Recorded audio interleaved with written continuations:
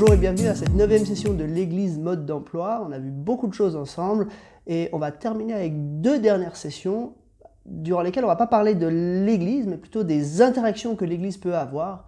Parce que l'Église n'est pas isolée, ce n'est pas une petite bulle au milieu de l'univers. L'Église locale, elle est en lien, et on va se poser d'abord la question de comment elle est en lien avec les autres églises, avec le reste du christianisme, et on va même aller assez au sens large, hein. Et puis, dans la dernière session, on se posera la question de comment elle est en lien avec le monde. Parce que l'Église est naturellement en lien avec l'ensemble du corps de Christ, et elle est naturellement aussi, puisqu'elle est dans le monde, en lien avec le monde. C'est une question difficile, et il ne faut pas se voiler la face. Ce ne sera pas simple de donner des réponses à toutes les questions, tous les détails. C'est une question difficile pour au moins 2 raisons. La première raison, c'est que c'est émotionnel. On n'aime pas dire qu'on n'est pas d'accord avec certains, on n'aime pas mettre des barrières, on n'aime pas, on a l'impression qu'on n'est pas sympa avec les autres. Mais malgré tout, il faut bien qu'on ait quelques pistes, et c'est pour ça qu'on va se poser cette question-là. Et puis la deuxième raison qui rend cette question-là difficile, c'est que le Nouveau Testament ne donne pas beaucoup de réponses à ces questions-là. Il y a des éléments, mais disons, le christianisme au 1er siècle était encore relativement uni. Il y avait des individus qui pouvaient enseigner des fausses doctrines, mais disons globalement, il y avait encore les apôtres à Jérusalem, donc quand on avait une question théologique, on faisait appel à eux, et puis eux, ils donnaient des réponses, et puis les réponses des apôtres étaient mises en application dans les églises locales. Du coup, les églises étaient naturellement plus uniformes. Aujourd'hui, on est 2000 ans plus tard, l'église, elle s'est divisée à plusieurs reprises, il y a eu des grands mouvements et des grands courants qui l'ont scindée en plusieurs parties, et peut-être si vous n'êtes pas trop habitué à tout ce vocabulaire, vous avez du mal à vous repérer entre toutes les dénominations, toutes les appellations qu'il peut y avoir entre les églises. On va donc aborder la question de comment l'église locale, une église locale, est en lien avec l'église universelle, en essayant de mettre un petit peu des niveaux de proximité entre les églises. Alors il y a quelque chose d'un peu synthétique là-dedans. Moi j'ai choisi de partir sur 4 niveaux différents.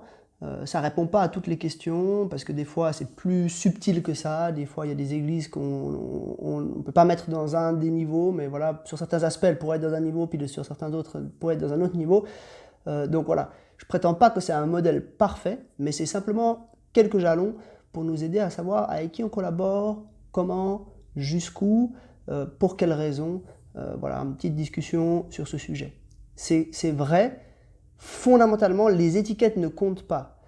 Ce qui compte, c'est d'avoir une relation personnelle avec Jésus-Christ. C'est d'avoir la foi en Jésus-Christ et d'être sauvé, d'être pardonné de nos péchés pour recevoir le pardon avec Dieu et la vie éternelle.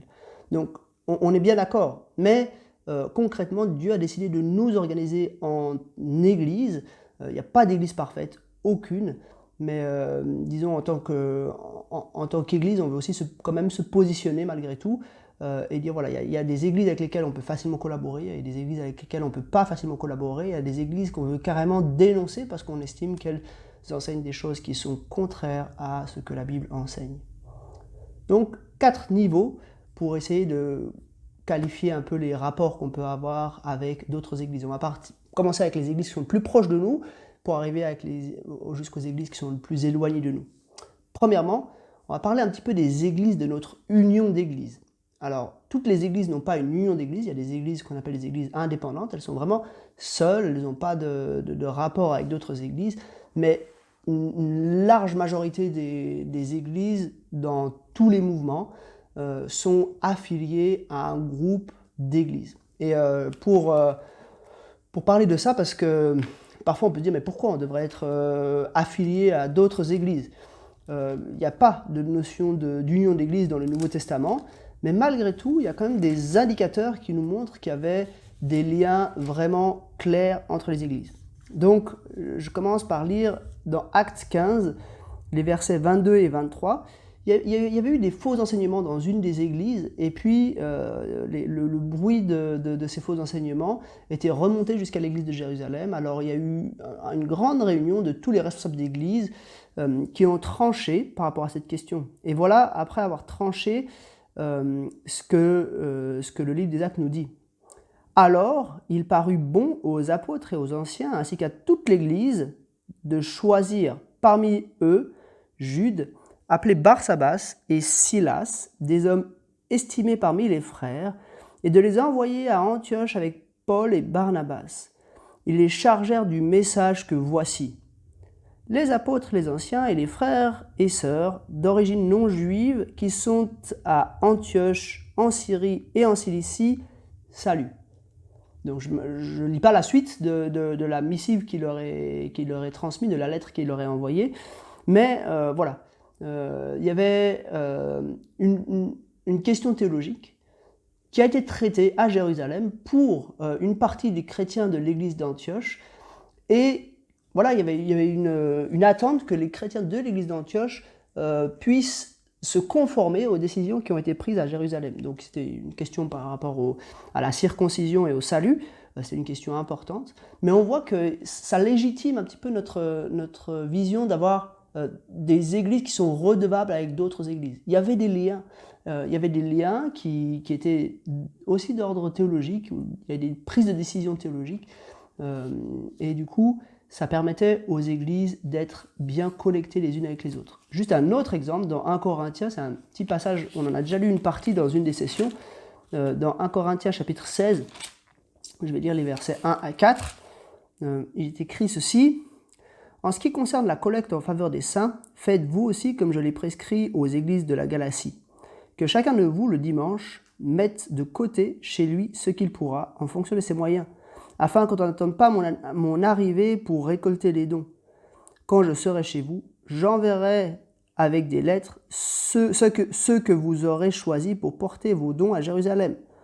S'il est approprié que j'y aille moi-même, ils feront le voyage avec moi. » Donc on voit qu'il y avait non seulement, pour des raisons théologiques, il y avait des échanges entre les églises, mais il y avait des échanges aussi sur le plan financier. Il y avait une aide financière qui pouvait être effectuée. Là, en l'occurrence, c'était en faveur des chrétiens de Jérusalem, parce que voilà, il y avait des difficultés à Jérusalem. Donc on se rend compte qu'il y avait vraiment des échanges entre les églises. Ce n'était pas juste des petites églises qui étaient un peu partout et qui étaient isolées les unes des autres, mais non, il y avait bel et bien des échanges. Alors après, il y a deux extrêmes. Et j'aimerais parler un peu, là on va utiliser des mots un peu techniques, mais vous verrez que ce n'est pas si compliqué que ça. Il y a deux extrêmes. Un des extrêmes, c'est ce qu'on appelle le congrégationalisme. Dans le congrégationalisme strict, l'Église n'a pas elle n'a pas de lien structurel avec d'autres églises. Ça veut dire qu'elle est purement autonome, c'est la congrégation qui choisit pour elle-même, qui choisit ce qu'elle veut, comment elle veut avancer. Et dans ce modèle-là, le congrégationalisme strict, il peut y avoir des liens fraternels, des choses comme ça, mais il n'y a pas de notion de redevabilité envers d'autres églises. Puis après, il y a un autre extrême, qu'on pourrait appeler le synodalisme. Je ne sais pas si ce mot-là il s'emploie, mais en tout cas, on parle des églises synodales. Dans les églises synodales, il y a des synodes. Ça veut dire que les responsables d'église se réunissent, et en fait, c'est au niveau du synode que les décisions se prennent. Il n'y a pas de décisions qui se prennent, en tout cas pas de décisions théologiques et de choses, on va dire, un petit peu importantes, au niveau des églises locales. Toutes les décisions se prennent au niveau du synode. Ça, c'est les extrêmes. Et évidemment, les deux extrêmes ne sont pas idéaux. Ça existe dans le monde, mais il me semble que les deux extrêmes ont chacun des faiblesses. C'est un petit peu dommage, le congrégationalisme pur, parce que déjà, on se prive de ressources qu'on pourrait mettre en commun, mais aussi c'est un petit peu dangereux, parce que voilà, il suffit que tout d'un coup, une église, un pasteur par exemple, commence à dévier sur le plan doctrinal, et c'est très difficile, sans avoir de l'aide de l'extérieur, une aide légitime de l'extérieur, c'est très difficile de pouvoir changer la trajectoire, et puis revenir dans l'orthodoxie biblique, donc dans la vérité biblique. Le synodalisme, il me semble, il est aussi un petit peu dangereux, parce que y a plus de la notion d'ancien, elle perd beaucoup de son poids.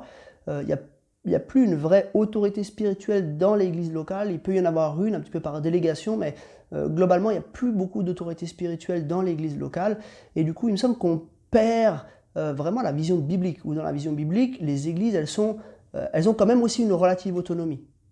Donc je crois qu'il faut qu'on essaie de naviguer entre ces deux extrêmes, avec de la redevabilité entre différentes églises, mais aussi de l'autonomie de l'église locale. Et j'aimerais vous parler de deux modèles qui sont un peu intermédiaires, et puis ensuite j'aimerais juste dire pour lequel je préfère, moi en tout cas à titre personnel, je pense que c'est un petit peu ce qu'on essaye de vivre dans notre famille d'église, dans l'Action biblique suisse.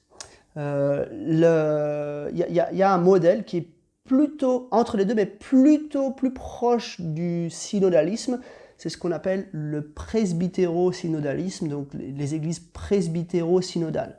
Dans les églises presbytéro-synodales, on essaye de faire un petit peu le joint. Ça veut dire qu'on dit, ok, il y a une partie des choses qui sont gérées par le synode, les questions théologiques, elles sont gérées par le synode. L'église, elle est quand même unifiée.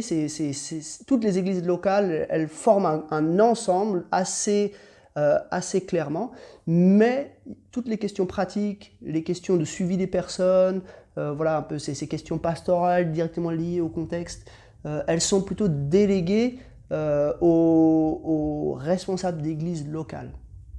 Ça, c'est le presbytéro-synodalisme.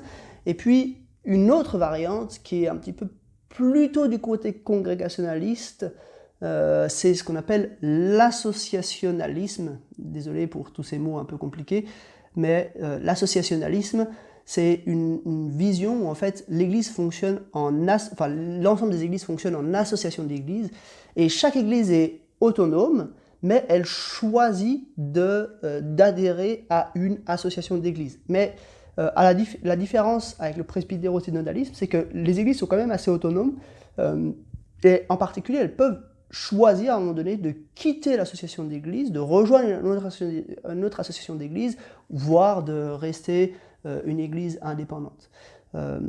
Personnellement, je suis favorable à cette vision-là, l'associationnalisme, parce qu'elle permet beaucoup de souplesse. Il y a quand même voilà, la possibilité, enfin l'accent majeur, il est mis sur l'autonomie de l'église locale, mais il y a quand même voilà, une redevabilité envers les autres églises de l'association.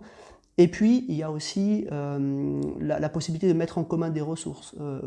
Je donne un exemple au niveau de l'Action biblique suisse. Il y a des ressources qui sont mises en commun. On a une confession de foi commune, donc déjà on a un bon niveau d'entente entre les églises, puis on peut mettre en commun des ressources. Par exemple, tout le ministère jeunesse au niveau des camps, il est mis en commun entre les églises. Il y a des missionnaires qui sont envoyés de manière commune. On a aussi tout un pan un peu administratif qui est mis en commun, et du coup ça permet un peu de délocaliser, d'optimiser les efforts pour pas que chaque église doive gérer tout l'administratif pour elle-même. Donc voilà, il me semble que c'est judicieux, si c'est bien vécu. Après, faut pas qu'il y ait de pression, mais il faut que voilà, chacun comprenne dans quel système il est, et puis qu'il puisse le vivre au mieux. Mais il me semble que ça, c'est une bonne manière de fonctionner, l'associationnalisme. Là, on était dans le premier niveau. Ça, c'est vraiment les églises sœurs, les églises avec lesquelles on est vraiment très à l'aise, les églises avec lesquelles on partage un ADN commun, et puis, entre guillemets, on peut vraiment collaborer un petit peu les yeux fermés, pas complètement, mais disons, on a quand même un niveau de confiance qui est très élevé, parce qu'on partage beaucoup de choses les uns avec les autres. Maintenant, on passe à un deuxième niveau, avec les églises évangéliques. Le monde évangélique, il est très complexe. Il y a beaucoup de variantes, il y a beaucoup de différentes églises, de différents mouvements. Ça peut paraître un petit peu compliqué quand on voit ça de l'extérieur. Et on peut se demander un peu comment on navigue au travers de tout ça. Alors, la première chose que j'aimerais dire par rapport au lien qu'on peut entretenir avec les églises évangéliques, c'est qu'il y a un piège dans lequel il ne faut pas tomber, je crois. C'est qu'on n'a pas à créer l'unité entre les enfants de Dieu. Des fois, on fait des efforts immenses pour essayer de créer l'unité entre les enfants de Dieu, et on doit se rappeler que l'unité n'est pas à créer. L'unité, elle est faite, elle est spirituelle. C'est parce qu'on a tous en nous le Saint-Esprit, c'est parce qu'on est tous ensemble des héritiers du royaume de Dieu, des héritiers de Dieu, c'est parce qu'on est sauvés de la même manière, qu'on est baptisés par le même baptême, etc., etc. C'est pour cela qu'on est une église. Normalement, il n'y a pas d'effort à faire, on est un, et quand on voit un frère, une sœur, on peut lui dire, voilà, on est sauvés de la même manière, on passera l'éternité ensemble, on fait peut-être partie de mouvements d'église un petit peu différents, mais malgré tout, on est unis par le Saint-Esprit. Du coup, entre les églises, ça veut dire qu'il y a une possibilité pour la collaboration. Et il faut bien réfléchir. Faut pas être simpliste. Il y a une possibilité pour la collaboration, mais ça nécessite d'être vraiment discuté en profondeur. Pourquoi? Parce que y a des tas de questions théologiques sous-jacentes. Il faut vraiment qu'on soit d'accord sur toutes les modalités avant d'envisager un partenariat. Typiquement, si on veut faire une action d'évangélisation ensemble, il faudra bien définir les choses, il faudra qu'on se mette d'accord. Quelle est vraiment notre compréhension du message du salut, notre compréhension du message de l'évangile? Est-ce qu'en fait, évangéliser, ça signifie vraiment la même chose entre nous, puisqu'il y a cette grande diversité, même si on accepte qu'on est tous sauvés et qu'on adhère tous, qu'on a tous le même Saint-Esprit en nous, malgré tout, il faut bien définir les choses pour pas qu'on se marche dessus et que finalement ça fasse plus de mal que de bien. Donc la collaboration est possible, un petit peu à différents niveaux, mais je dirais c'est un petit peu du cas par cas. Il faut être vigilant, il faut vraiment poser des questions, discuter en profondeur. Après, il y a des activités avec lesquelles c'est plus simple. Par exemple, est-ce qu'on peut prier ensemble? Oui, globalement, on peut prier ensemble. Il n'y a pas vraiment un enjeu théologique majeur quand on prie ensemble, donc ça c'est une possibilité. Mais après, il appartient, je pense, premièrement aux responsables d'église de bien discuter ces sujets. Après, on peut se poser la question, est-ce que c'est judicieux de collaborer? Ou est-ce que justement on a une diversité dans le monde évangélique et puis qu'en fait il faudrait plutôt qu'on tire parti de cette diversité et que du coup peut-être avec nos différences on arrive à atteindre un nombre plus grand, plus important de personnes. Donc c'est vraiment contextuel, il faut que ce soit bien discuté entre les responsables d'église et entre les églises elles-mêmes et qu'on arrive à définir ces choses-là. Il y a des églises au sein du monde évangélique, il y a des églises avec lesquelles on va aussi pouvoir collaborer facilement parce qu'on partage une vision commune, puis il y a des églises avec lesquelles c'est beaucoup plus difficile. Normalement, ce qui définit des églises évangéliques, c'est leur rapport à la Bible, aux Écritures, c'est le fait qu'elles pensent que l'évangile est au cœur, vraiment le message qui est au cœur de la Bible, et puis qu'elles pensent que la Bible est la parole de Dieu. Donc ça, c'est un petit peu les deux éléments qui font qu'on est identifié comme évangélique. Ensuite, troisième niveau, on parle un petit peu des autres églises, en dehors du monde évangélique. Alors là, ça devient un petit peu plus compliqué, parce qu'en général, on ne partage pas un certain nombre de fondamentaux théologiques. Et du coup, la collaboration va être beaucoup plus limitée. Par exemple, si on prend l'exemple de l'Église catholique romaine, on a des différences fondamentales sur la manière dont on comprend le salut, qui fait que, c'est quand même le cœur de notre foi. Ça va être très difficile, voire peut-être impossible, de collaborer avec eux. On peut parler, et j'en parlerai un tout petit peu après, des églises réformées libérales, pour lesquelles la Bible n'est pas nécessairement la parole de Dieu, ou en tout cas elle n'est pas dans son entier la parole de Dieu. Là aussi, ça va devenir très difficile, voire impossible de collaborer. Malgré tout, je crois qu'il y a la possibilité pour, on va dire, au moins une connaissance mutuelle, une certaine reconnaissance mutuelle, mais on doit, avec ce type d'église-là, être vraiment très prudent et voilà, on n'est pas des ennemis, clairement on n'est pas des ennemis, mais on doit quand même dire qu'on n'est pas d'accord avec certains aspects.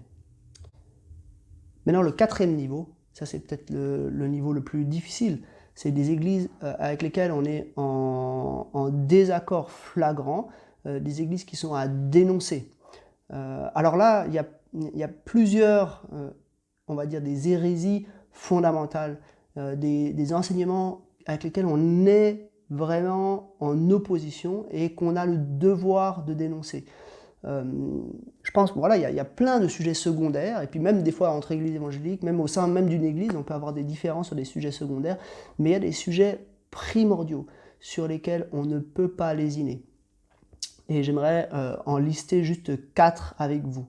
Je pense que un des enseignements avec lequel on ne peut pas avoir de relation, c'est le libéralisme. Et encore, je veux pas être, enfin, je dois être prudent là dans ce que je dis.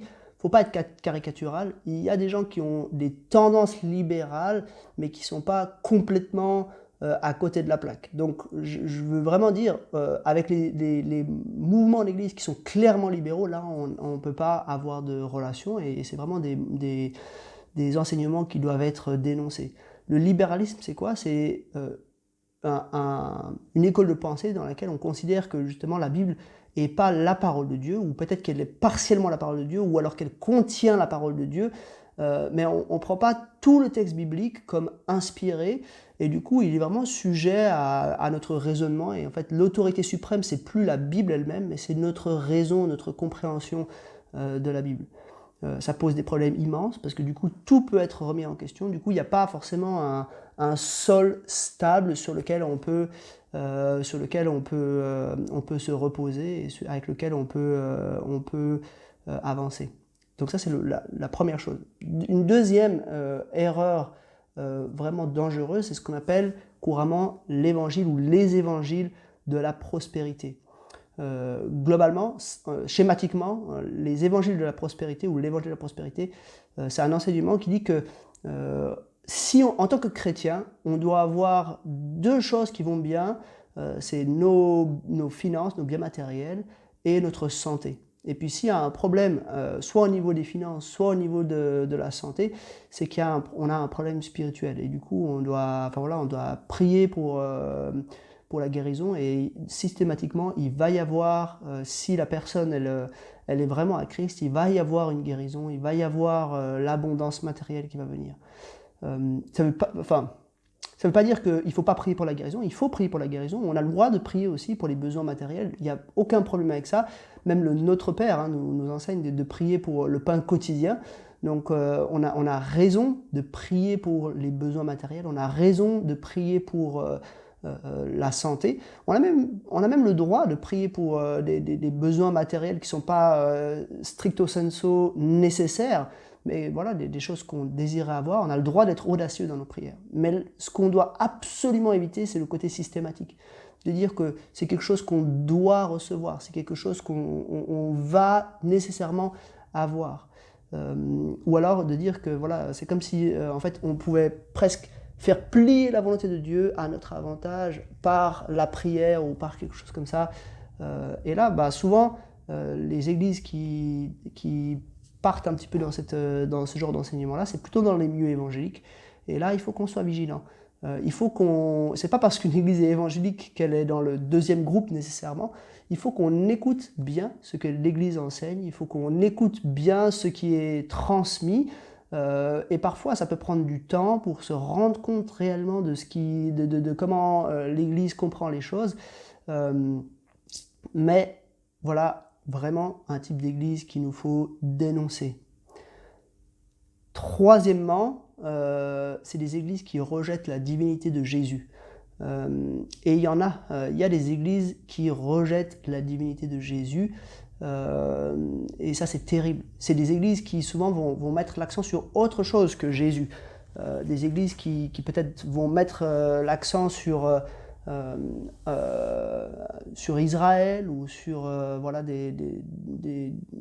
d'autres choses, mais disons des églises qui rejettent la divinité de Jésus, c'est quelque chose de terrible, parce que si Jésus n'est pas Dieu, notre foi est vaine, parce que comment est-ce qu'un homme pourrait payer pour nous à notre place, pour notre salut? Puisque nous sommes tous pécheurs, ça voudrait dire que Jésus lui-même serait pécheur. Et si Jésus est pécheur, comment est-ce qu'il aurait pu payer pour nous qui sommes pécheurs? Il n'aurait déjà pas pu payer pour lui-même. Alors comment il aurait pu payer pour nous? Voilà une hérésie avec laquelle on peut vraiment pas entrer en collaboration. Et puis finalement, la quatrième hérésie, c'est des églises qui rejettent carrément la Trinité, qui voient que Dieu est un, il est un, tout à fait, totalement un, mais il est en 3 personnes. C'est un mystère, c'est quelque chose qui est incompréhensible. Et il y a quelques églises qui rejettent cet enseignement-là. Et là, vraiment, on se coupe de l'ensemble du christianisme quand on rejette la doctrine de la Trinité qui est claire dans la Bible. Même si c'est vrai, le mot Trinité n'y est pas, mais l'enseignement de la Trinité, il est tout à fait biblique. Et du coup, voilà un type d'église qu'il nous faut dénoncer. Après, on peut prendre le problème positivement. Là, j'ai parlé des problèmes qu'il faut dénoncer, mais on peut prendre le problème dans l'autre sens, se dire, mais qu'est-ce qu'il faut rechercher quand on recherche une église, je crois qu'il y a au moins 2 vecteurs fondamentaux. C'est est-ce que premier vecteur, c'est est-ce que cette église est centrée totalement sur Christ? Il y a des églises qui sont centrées sur autre chose que sur Christ. Il y a des églises qui sont centrées de manière excessive sur, par exemple, la recherche du miraculeux ou la recherche de l'abondance matérielle ou des choses comme ça. Et on doit se poser cette question, est-ce que l'église est vraiment centrée sur Christ? Il y a aussi des églises qui sont centrées sur les relations sociales ou sur l'aide sociale. Et on doit se poser cette question, est-ce qu'elle est centrée sur Christ? Et puis l'autre chose, le deuxième vecteur, c'est est-ce qu'elle est... elle désire, est-ce que dans cette église on désire obéir à la Bible? Est-ce qu'on prend la Bible au sérieux? Est-ce qu'on désire faire ce que la Bible enseigne, vivre ce que la Bible enseigne?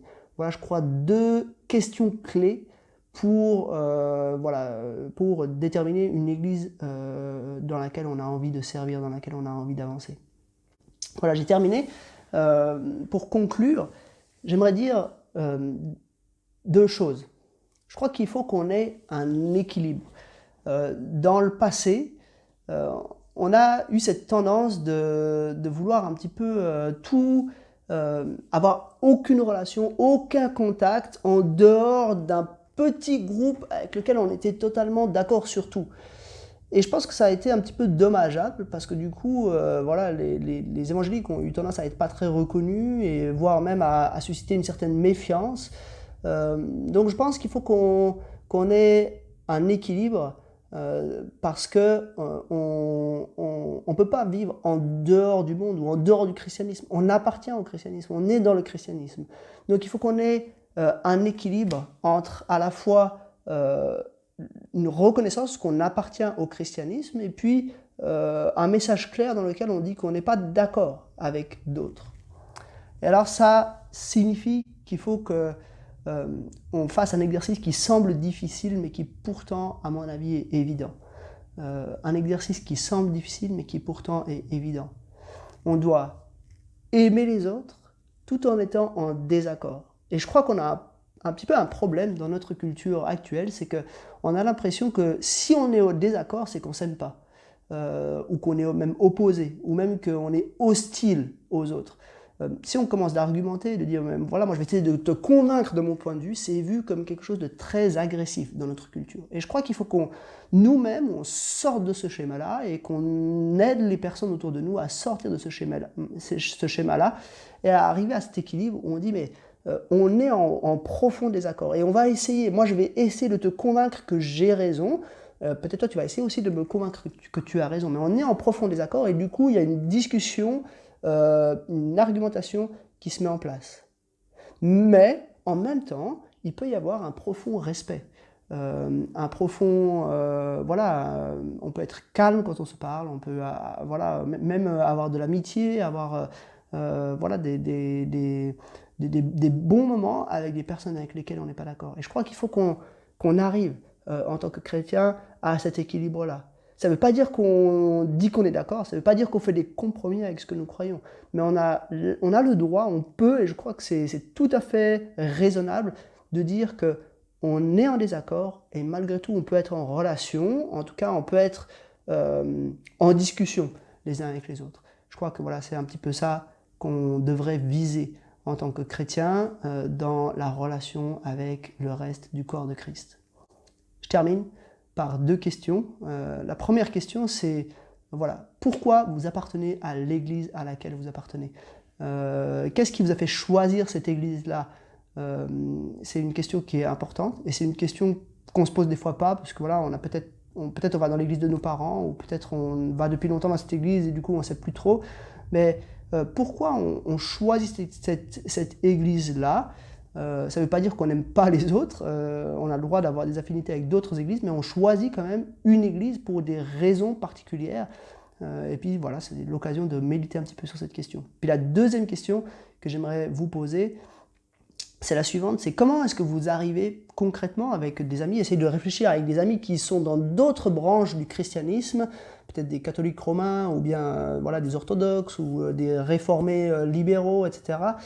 Comment vous arrivez avec eux à vivre ce respect tout en étant en désaccord? Est-ce que vous arrivez à être à la fois clair et bienveillant envers eux, à maintenir cet équilibre correctement? Et comment vous arrivez à maintenir cet équilibre correctement? Voilà, 2 questions pour approfondir la réflexion et je vous dis à bientôt.